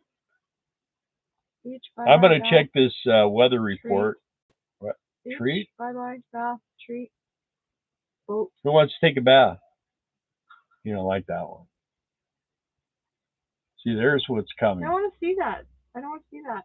Because if it blows just north of us, it's headed for Little Rock, and that's not good either. What's weird is it usually like goes Yeah. by the time it gets And to maybe us. it will. Maybe it'll just dissipate. We could hope. We're hoping. Anyway. Video looks super good, Steffi says. We're glad about that. Did you tell him what happened to yours? Why it was not working? Okay. That was the internet. And you know, he had suggested that, and I was like, well, Dad's busy doing something. You were listening to something. I'll try it later. Did we hang out much at the outpost? Did we? Who asked that? That's gone. That thing is complete. Well, the outpost cafe, but there used to be a wedding chapel. Yeah. But a friend of mine owns that and outpost. Married there once. Yeah, and so did John. Yeah.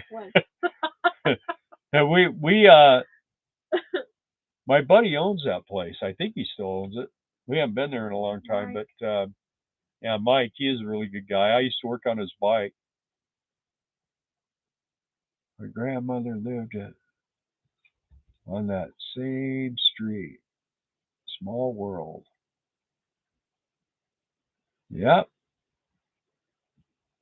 Love the Outpost Cafe. Yeah. That's like this old Skyline Cafe over here where. Mina. Yeah, the Outpost. When you go in there, you can see where people have had their arms and the plates. The tables. You know, I mean, because it's so old. And there was a restaurant over here. I think I told you guys before, but they had a tornado in '93. Went through the front door and took everything out the back door. And because we went over to eat there, I go, I want you to see this place. It's really a trip. It's so old.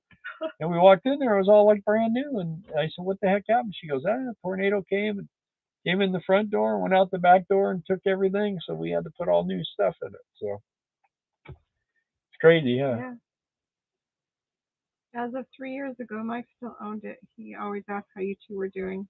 Yeah. Yeah, he's a good guy.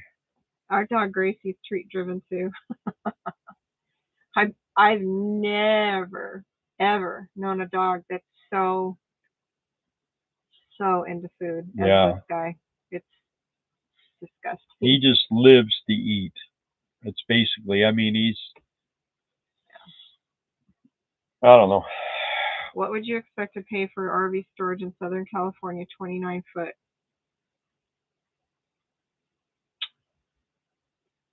Where are you at? Makes a big difference whether you're in Malibu or you're in Compton. You know what I mean? It depends on where you're at. No wind and humid, good times. The Outpost was around us, yeah, about 20 minutes from us on the 15. Yeah, it was where the 395 and the 15 came together right there. And Steve, my son, used to live just over the freeway, and we used to stay right there. Oh, Temecula? I don't know. Probably $100 a month, depending on if it's covered, or if it's indoors, or if you're just parking it in a covering. Outside. Like a carport thing. Not even that. Or even outside. Yeah. A lot of times they don't. $1,000 a month, easy. Guesstimate. Really? Boy, I'd be moving into the motorhome and living at Walmart. Steve said I live less than 10 minutes from the Outpost. One of my favorite restaurants there. Yeah. San Diego. San Diego, yeah. San Diego's a high pricer, not like Temecula.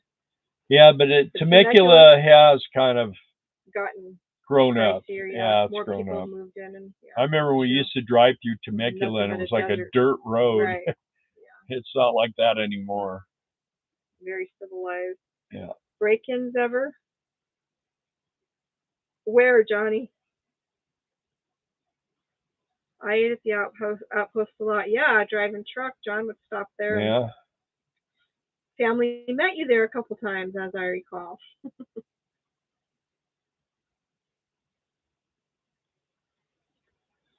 Yeah, well, if you check Temecula? Temecula, I don't. Many break-ins in Temecula, he said. He asked. You know what? I don't know anymore. I wouldn't know what to tell you. I would think. But You rise know, above, if you're there, you know, I can store it on my side yard, but it's going to block my kitchen windows. Two of my friends that live in San Diego are parking their RVs for the winter out of state. It's crazy. Yeah, that's nuts. let me tell you what you do. You just line up the windows in the RV so you can see out your window and through the window into the RV and out the other side. There you go. What? Are you gonna be going full time, Rise Above? Curious. Yeah, it's I don't know, California. As far as break-ins and stuff, a lot of things have changed. I'm lot thinking of things. 300 outdoor storage, maybe 500 indoor. Yeah, that's a lot of money. That is. That's expensive, man. And have a view. Yeah. You want a view? Get in your RV and go. Right. Either that or are you going full time? Right. You can't park it in your Just driveway. Vacation travel. Yeah. No, they said they could park it on the side yard, but it blocks the kitchen view. Well, that's depends on. I mean, if it's $1 million view, it would be worth it. If it's a $200 view, it wouldn't. Take if you had that money in a year, of rent payments on storage for unforgettable views. I think you're going to do that for a couple of months and rethink it. So, I don't know. Seems like a lot of money. Yeah. A lot of money. But then maybe you make a lot. I don't know. And if you do, I want to know what you do. I'll see if I can live with it. I'd hang a TV over the window. Or just put a camera at what you want to look at, and then put the TV there. Yeah, it's just of course we don't know your circumstances, but we don't. Like here, we got 360 view pretty much. But then when we have people here, it kind of blocks a little bit of our view, but not too much. Especially when you get stuck. Yeah. That was something else. Especially because it's not an expensive RV. Yeah, exactly. Yeah. I think about all the money we've spent storing our stuff that we had in the house that we brought with us. But I mean, some things you just have to. Yeah, there's a lot of. The tools that he has are worth more than all the money we've. And the thing is, when we get this building built, another thing we're getting ready, we got our last thing being shipped from South Dakota. And it's supposed to be, our package is supposed to be here tomorrow. And then we're closing out that account. And we should get some money back. So, we're just bringing everything in close here. And once we get our metal building up and get everything all done like that, and when we want to travel, we just open the roll up door and fire up the old black ghost and out we go. And then when we come back, we'll open the back door and drive her in, and that's it. So we'll have a nice safe place to keep everything. Will be inside. And then when we leave, I'm going to probably put up 2 or 3 cameras. We're not going to need too much, but put up a couple of cameras and have it where if somebody messes with something, it come up on my phone and let me know, and then hey, get out of there. You know? Storage owners laugh that folks keep so much stuff in their lots. Yeah, and that's why there's shows like Storage Wars. Well, our storage is due on the 10th of each month, and since we've had it, I've always paid 3 months in advance. Well, today, the last month and this month, because we're getting ready to leave next month, so I figured I'll pay 3 months. Anyway, I went over and I gave the guy $40 it's $40 for the storage. And this kid tells me, he goes, well, you have a late charge. And I said, well, you were closed yesterday. You do the test. And he goes, I go, you were closed yesterday. I couldn't pay you. And I says, and the other guy says, yeah, and he's been, you don't want to charge him a late fee. And I kind of jumped him a little bit is what I did. And he's like startled that I did. And okay. So he went and did everything and came back. And I told him, like, I'm kind of sorry. The problem is the other guy's usually the jerk, and this time it was reversed. So I said, I'm sorry for jumping on you, but I go, you know what? I've been paying in advance here, and you guys were closed. If I go, I spaced it, and it was Sunday. I'm here in the morning the next day. He said, no, not a big deal. So anyway, we are still grandma's stuff for grandkids who have not decided if they want or not. Yeah, I don't know. We kept a bunch of stuff in our house for the kids for whatever, because we lived in our house 28 years. We had lots of room. We could do that. And then when we moved out, it was kind of like, okay, you got to come sort through this stuff, and kids didn't want any of it. So stuff. Had a full start at 85. Woo! What? I had a small storage unit that started at 85 a month 6 years ago. Now it's 215 a month. Woo! Yeah, they have raised hey, ours. Mega Man Mike, hi. There's Mega Man. IRS gives you to next business day, right? And so should storage. Yeah, well, they did.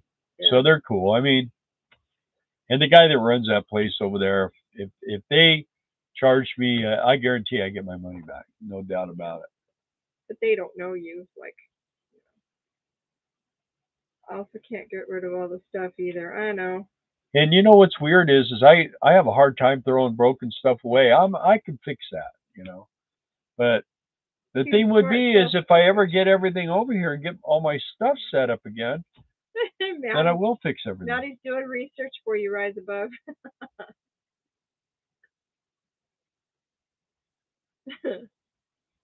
CubeSmart self-storage. In Temecula. Yep. We used to go out there when I was a kid and ride horses. So I remember. And Temecula had a Harley dealer there, and that place got really crazy. That's why he kept me. Because we had a lot of room. Yeah. They didn't want the furniture. Instagram has ruined the fun of hand-me-downs. Kids want all new stuff. Yeah. I don't know. And then they buy it and they can't put it together. Our kids were more minimalistic minded, I'll say. They just didn't want a lot of stuff. So. How many people used to go and get bricks and you put bricks down and then you put wood and then you put more bricks down and that was your stereo stand? Anyone ever do that? Yep. Probably not. These people all have big money. Yeah, notice how I typed Dad. We don't care. Hey, good night, Johnny. Thanks for tuning in. Love you guys, you and Patty. Yeah, we're going to get off here now, too. It's way past my bedtime. And John Tardif didn't show up today, so you know he's in bed. He's probably got his little teddy bear, and he's just like this. And tomorrow, he's yeah, another friend of ours. He'll panic when he realizes he missed this. We don't have the RV tied down, Mike, but I don't know. Tied down? Yeah, Mike said be careful of the The weather there, you have the RV tied down. How do you? I don't know how you tie this thing down. I got my levelers down. It's kind of up on those. We'll be fine. We'll sleep through it all, and in the morning it'll still be raining and still be storming, and we'll get through it. Yeah. Right? Well, I mean, we'll really, either be truly, here next Monday or we won't. exactly. if we're not here If you next don't see Monday, an update on Facebook, you'll know what happened. we could be actually in Tennessee or We something. could. You never We know. I mean, could. if the tornadoes, if it's in, I think this thing would handle an F1, maybe an F2. It won't handle an F3 or 4. We're much more interesting than Hannity. Thank you, Rise Above. Yeah. More trustworthy too. Lord willing and the creek don't rise. You spelled that wrong, stuff. Crick. Yeah, that's what the Idaho hillbilly always says at the end of his. Filled up empty liquor bottles. Johnny said, I built using concrete blocks and 1 or 2 buys. Filled up empty liquor bottles with water and coloring to impress women. My mom would. Sure wine. What my mom used to do is she would save all these fancy bottles. Jack Daniels and all these really big name bottles, and she'd go buy the like Costco bottle, you know, where it's like a gallon. She pour it in all of them. I'm not surprised. And nobody knew, you know. It's Jesus always saved the best for last. My mom, she just put the junk out there and people drank it, you know. They didn't care. She had like a Christmas party every year. Johnny Cash with the Creeks. Yeah. Creeks. Well, it says Creeks. Creeks. Lord willing and the creek don't rise. That's what they say. All right. Does everyone want to say goodnight to Bill? Good night, you guys. Good night, Bill. Thank you guys for spending time with us. Yeah, we really appreciate you guys. You're great. And we do have fun. I'm always like, she never wants to do it. She always says, "Oh, yeah, and I'm tired. I just want to lay on the bed and talk on the phone." Yeah. I do enjoy meeting with you guys. We both do. Good night, Bill. Good night, Bill. That's my son says that. Of course, you know what? I always tell my kids not to call me Dad anymore because I don't want a bunch of old people calling me Dad. Nighty night, night, Bill. Good night. Remember using the large wooden cable spools for a table? Some of my friends did that. I remember. I use the small ones for speaker stands. Ever sit the speakers on? Yeah. Kind of like sitting around the campfire. It is. Yes, and we didn't get to do that tonight because of the stinking weather, but we did do that. The last 3 or 4 nights we've been doing it. Feels like I got a tick. I don't think so. We've got like the creepy itchy. Yeah, once you see one tick, then you're panicked. Yeah. All right, it's really, really tiny too. It wasn't like a big one. Thank you guys for. All right, you guys. Well, thanks for watching. Next time we'll try to get a video of the sunshine. Good night, Bill and Darla. Fun night. God bless you. Really good. And Cage too. He's a party pooper. Live stream the storm. Keep you protected during your rain storms. That would be crazy. Love you guys.